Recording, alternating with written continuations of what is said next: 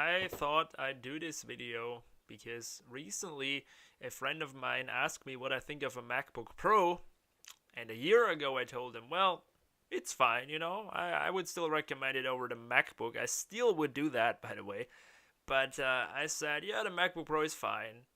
It's definitely not one of my favorite machines ever made, but it's fine.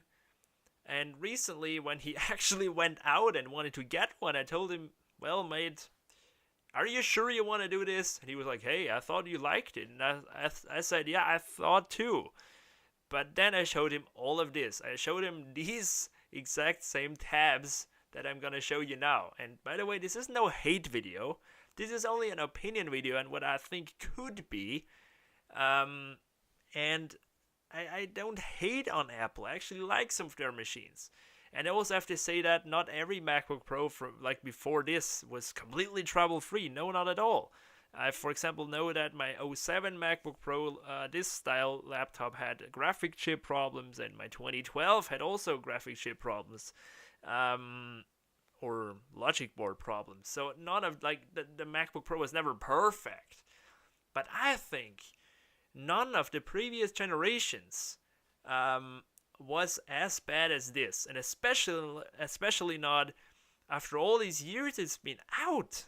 This has been out since I think 2016, and they still develop new problems back and forth. So if you didn't know, this style here, this is the new style, and I think this design is the culprit for all of these issues. This thin at all costs, no matter what design, it takes its toll on certain stuff. Now let's start with the first thing that actually came up pretty quick after it has been released, not too long.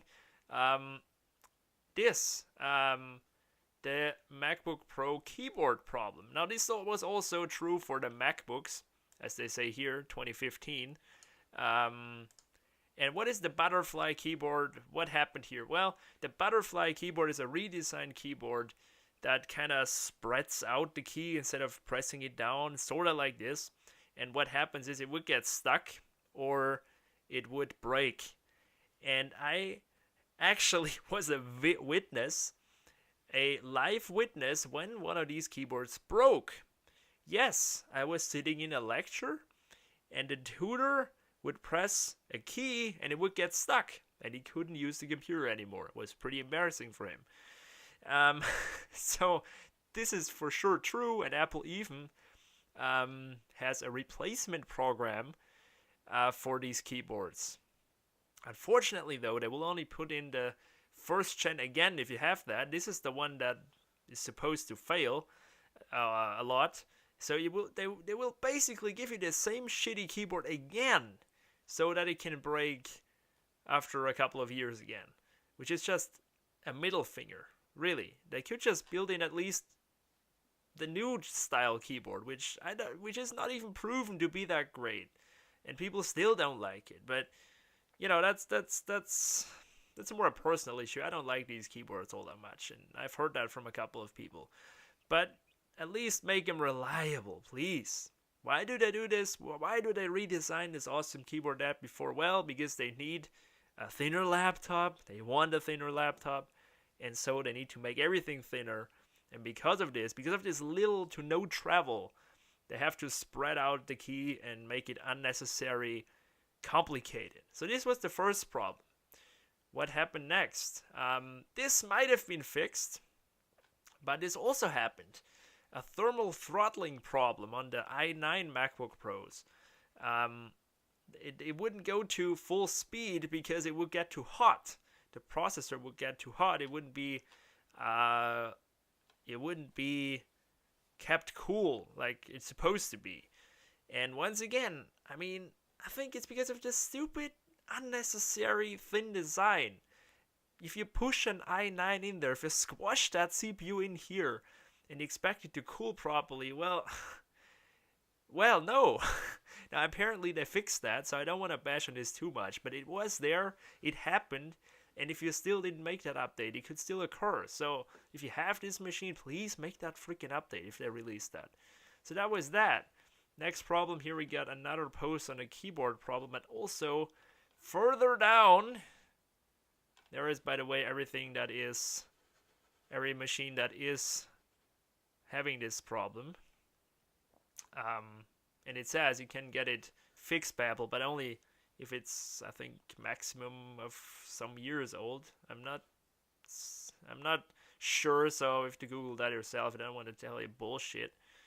But what do we have else? Well, we got popping speakers. Well, never heard of this, by the way. So, well, that is, I think, not too common.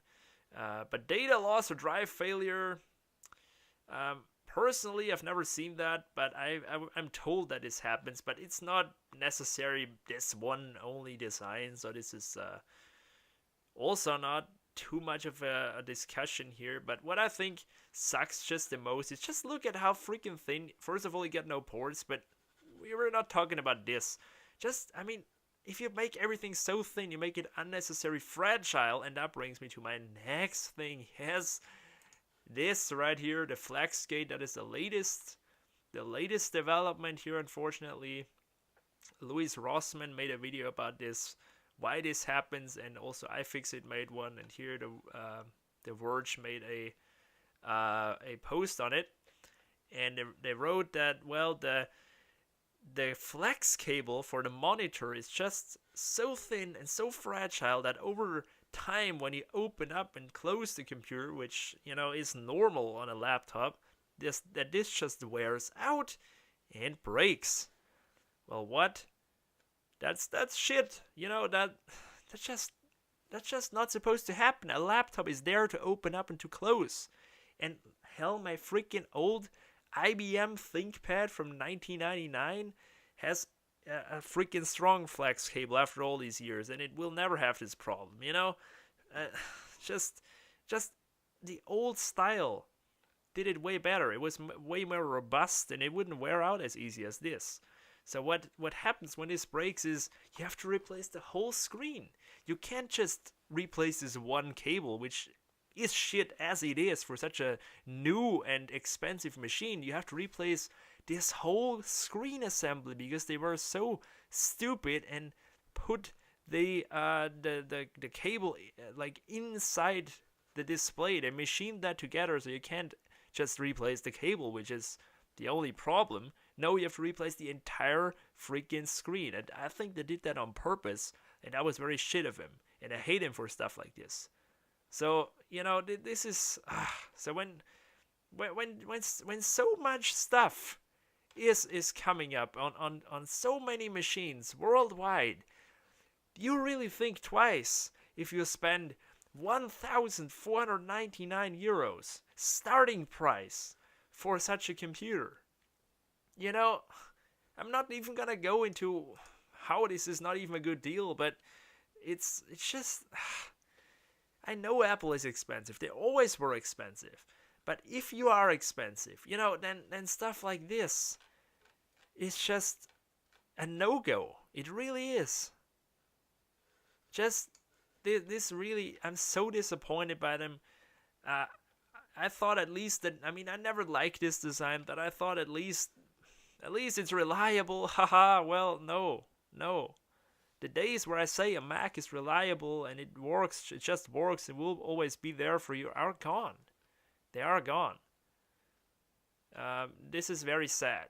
It really is. So I told my friend, mate, get a MacBook Air or whatever. Get a freaking MacBook if you really want that, but just don't get it. But if you really want a Mac, I mean, I can't recommend you any machine, but just go for an Air or something like that. But don't go for this. I mean, this is as sad as it is, but this is such a piece of crap.